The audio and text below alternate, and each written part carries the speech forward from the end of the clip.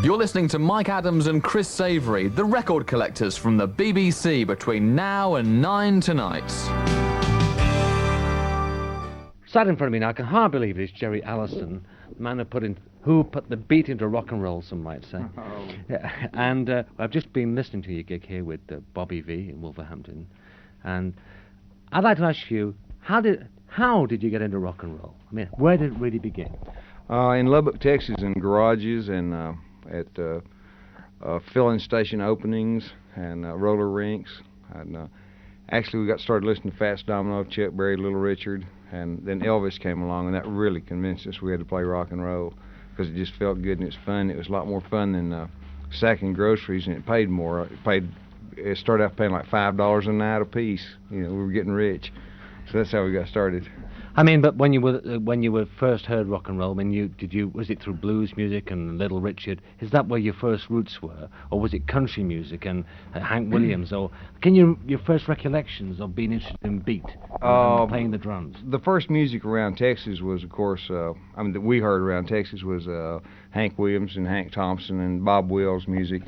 And I played in the school band, so I was into to big band music, you know, like Les Brown. I can't think of all of it because I haven't thought of those names in a while, but like big bands, I like that. And then started hearing some Little Richard and Etta James and those kind of rhythm and blues records, and just got completely off the big band stuff and started listening to rock and roll all the time. And did you, at the time when you were playing rock and roll, I mean, being a teenager myself at that period, we seem to know that it was forever, but the whole media and the television people, they all thought it was like a 5-minute wonder sort of thing. How did you feel? I mean, the kids felt it was forever, and it's proving to be forever, but how did you feel you were making and cutting these tracks?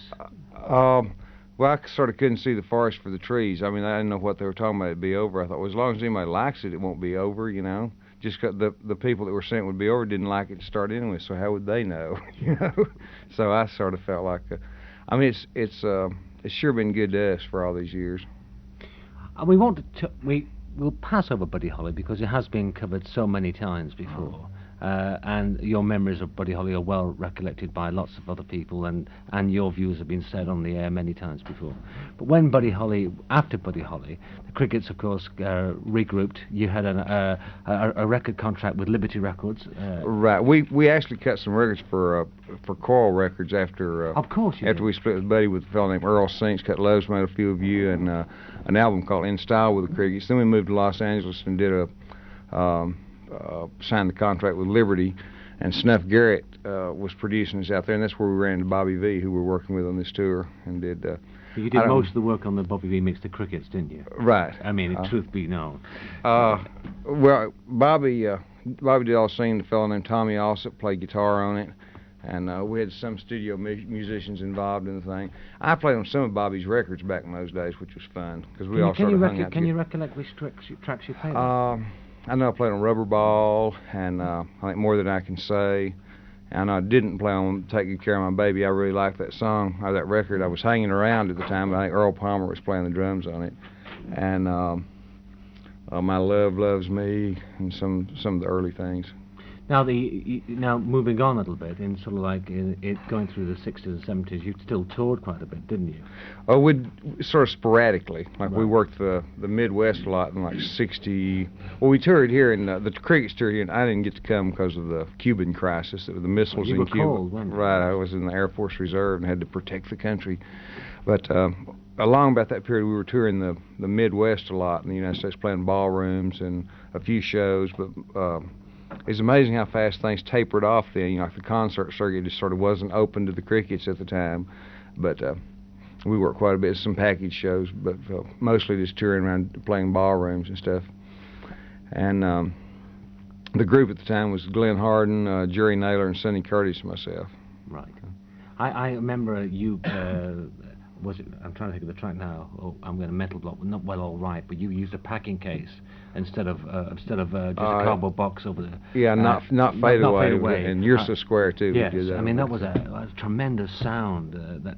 I mean, it was so obvious, but the obvious often isn't the obvious, is it? You know? Yeah, that's funny. That's sort of a necessity in those days because the regular drum kit, the studio was pretty small, and it would leak into all the other mics, like Joe B's bass mic, and nobody took the guitar direct those days. It was just the amplifier was always mic, so all the leakage sort of is what.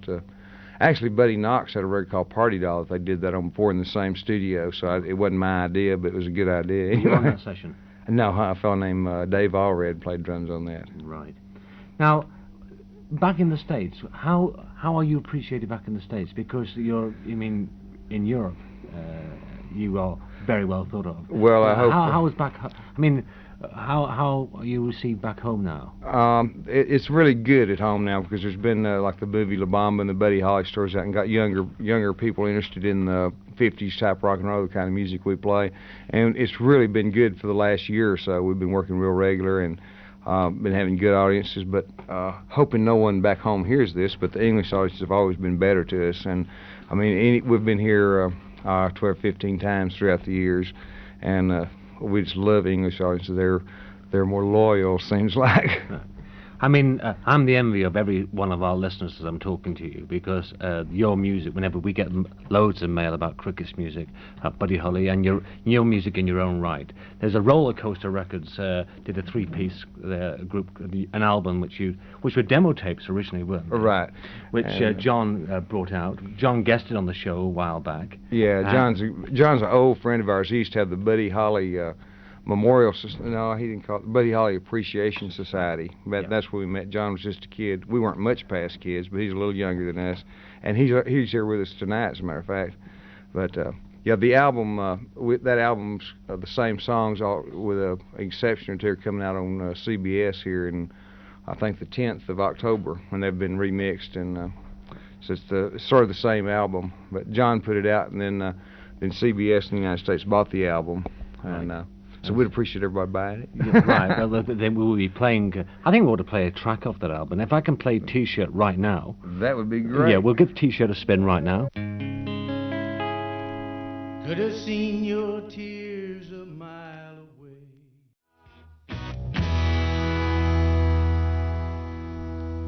And that was T-Shirt by the Crickets, a record that's their first hit over in the UK for a while. I am talking to Jerry Allison. I can hardly believe it, actually, because I've seen his picture on records for so long. I'm nervous. Well, that's nice. But Thanks. the album is coming out on CBS. That gives you major distribution, which hopefully most of the major record stores will carry it.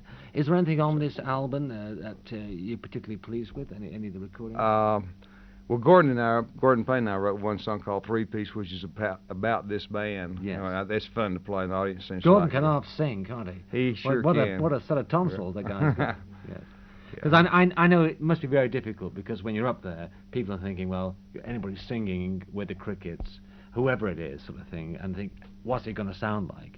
When Gordon got up tonight, I mean, it's a long time since I've actually seen you on stage myself, and I thought, crikey, what a voice this man can, a real voice. Yeah, it really works out good, because Gordon, we've known each other since 70 some odd, and Gordon really listened to, well, he's known, he's sort of a fan. I mean, he claims he's been a fan since the records came out. That's Gordon in the background. But Gordon really did take some time to learn the licks like Buddy played them, and he's interested like Buddy, like on Peggy Sue, for instance. Buddy played all downstrokes, as opposed to back and forth on the guitar, and that's hard. I mean, I'm playing that guitar to know that's really hard to do. But Gordon tries to play the songs like they were recorded and like they were written, as opposed to adapt them to his own style, And he doesn't try to copy Buddy's vocal, And it really is fun to. And we get together and practice. We enjoy it, and we've been learning a lot of the B-sides that we never even did with Buddy. Like "Tell Me How." Well, of course, we had such a short time playing with Buddy anyway, but it's really fun to get together and practice and listen to the old records. So let's learn that. It sounds like it'd be fun to play. It's nice to hear the new material too. We enjoy doing that. And the new album, is it going to be called T-Shirt or Three-Piece? It'd be called T-Shirt. It'd be called T-Shirt because the record has had quite a bit of airplay, hasn't it? What of all the recordings that you've been involved on, and hopefully I've got them, but what is anything particular that you are proud to be associated with? From anything that you think that was a good recording, or you like the way you presented that? Right in the early days or later. Well, That'll Be the Day, of course, holds the softest place in my heart, because that got us out on the road and working, and it was our first. There's the first song I'd written. Buddy and I wrote that, and right after I got finished high school, or right during that period. Was that the John Wayne, when John Wayne was in the movie? And said, the Searchers. Day, or whatever. Yeah, that's what Did it come started from that? It sure did. We'd seen that movie like a day or two before, and I think somebody told me later he said That'll Be the Day 5 times in there. So we were sitting around practicing, and they said, let's write a song. And I said, That'll Be the Day. Trying to talk like John Wayne. He said, yeah, that's a good idea. So that's how that came about. It's one of the greatest rock and roll songs that ever was. Yeah. Well, thank you. Well, let's play that right now. There's several different versions of that, but let's play the hit recording, the original hit recording on Coral. And here it is, That'll Be the Day. Thanks.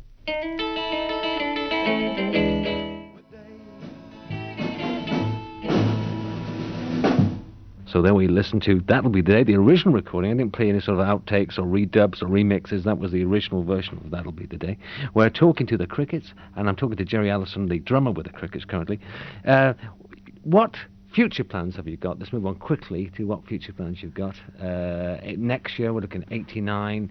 Any plans for coming back to Europe in 89, or would it depend on how the album does? Well, of course, it'll depend on how the album does, but we always plan on coming back to Great Britain especially. We've not worked that much in Europe.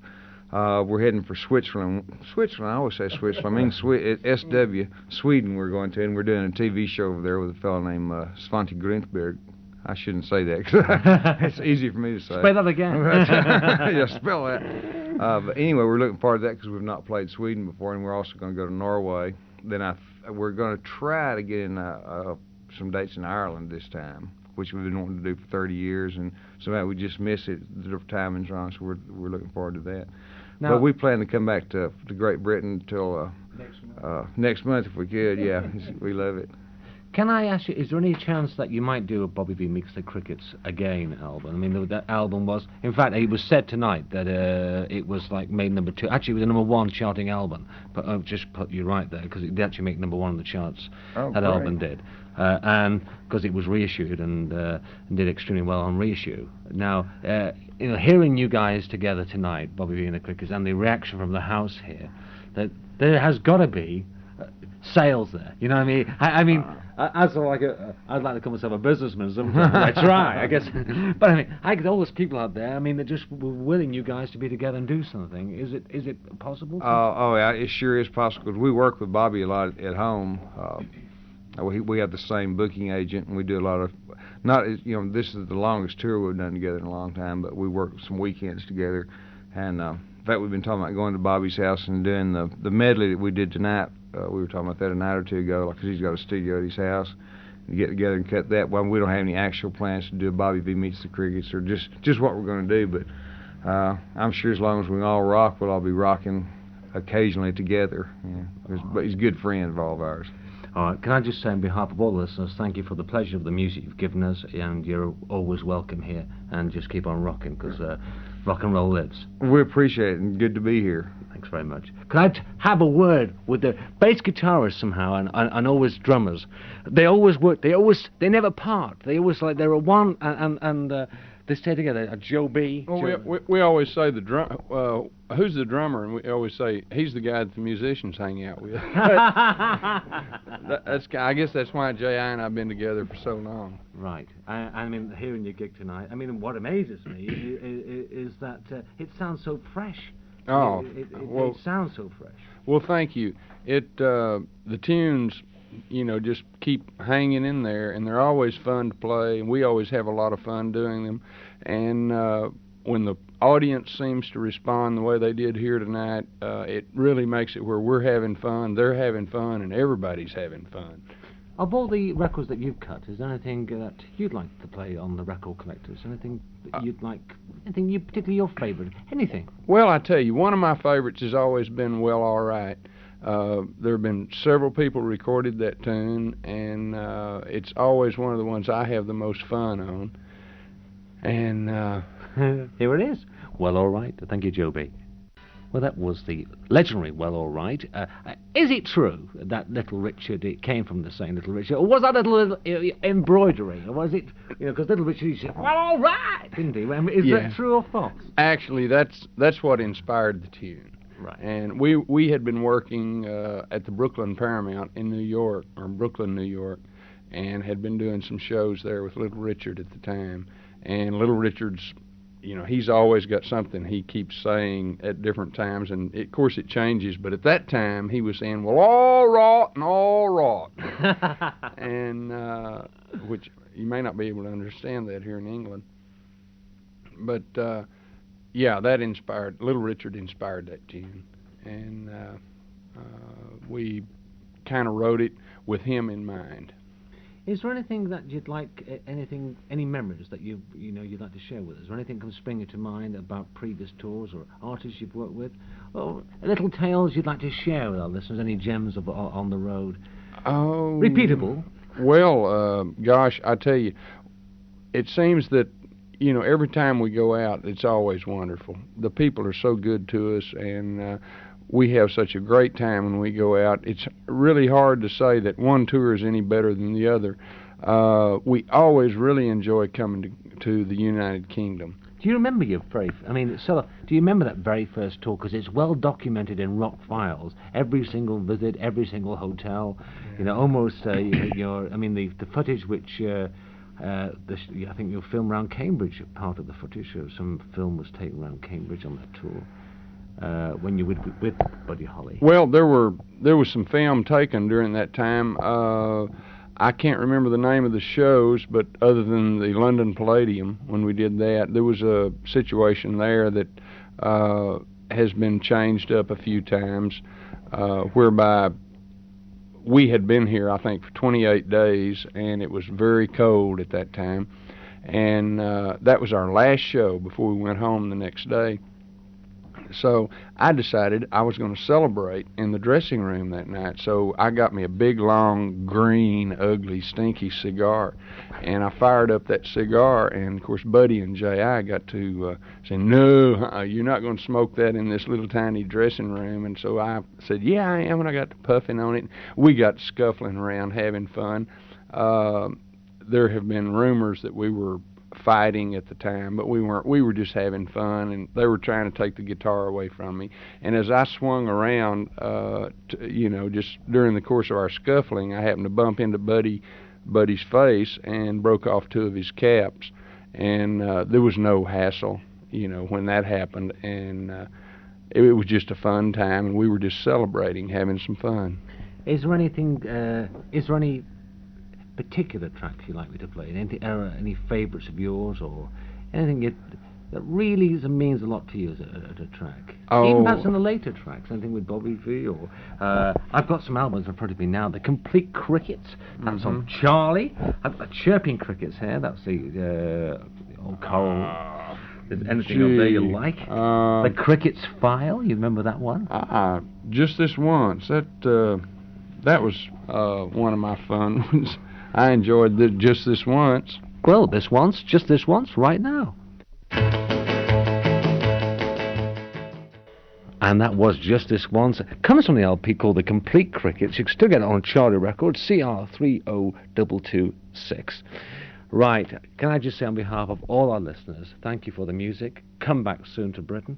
And if I could perhaps have a couple of autographs of you that we can use as prizes to our listeners, I would really appreciate you, Joby. For sure. I certainly hope, too, that you have a chance to play our new single. We've played it already. Oh, but I promise. I stepped out a minute ago. I had to go down and put up my instrument. I must have missed when you guys played that. Right, sorry. We will be playing that, and we'll be featuring very regularly. And great. It's nice to see it's made the charts anyway. Thank you very much. And good luck with the album. Thank you so much.